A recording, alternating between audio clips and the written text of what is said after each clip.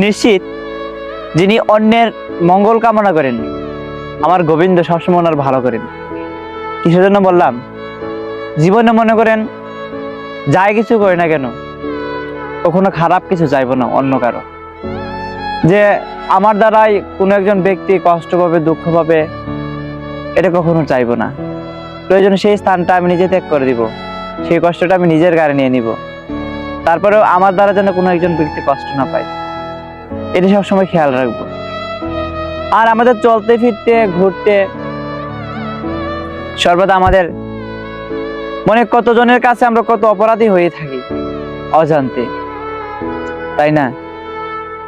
কিন্তু কোন একজন ব্যক্তি সে জেনে শুনে বুঝে যদি কোনো একটা অপরাধ করে, সে জানতেছে এই জিনিসটা খারাপ, তারপরে সে অপরাধটা করতেছে, মনে রাখবেন সেই অপরাধের ভোগটা তাকে ঠিক অবশ্যই করতে হবে। একটা কথা আছে যে পরের জন্য যদি কুয়া খোঁদেন, সেই কুয়াতে পরে নিজেকে মরতে হয়। কখনো অন্যের খারাপ চিন্তা করবেন না, অন্যের অমঙ্গল জিনিস চিন্তা করবেন না।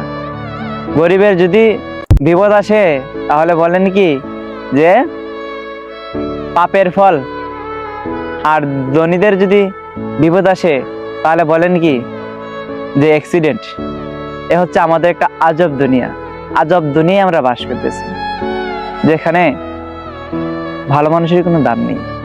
আপনি পৃথিবীতে ভালো মানুষ হিসেবে থাকবেন, চলতে পারতেন না, সত্য দেখেন, কিন্তু হয়তো পারে আপনি জড়জাগতিক মানুষের কাছে আপনি চলতে পারবেন না, কিন্তু আপনার যে ভিতরে যে একটা সত্যতা, একটা নিষ্ঠা, সেটা আমার গোবিন্দ ঠিক লিখে রেখেছেন।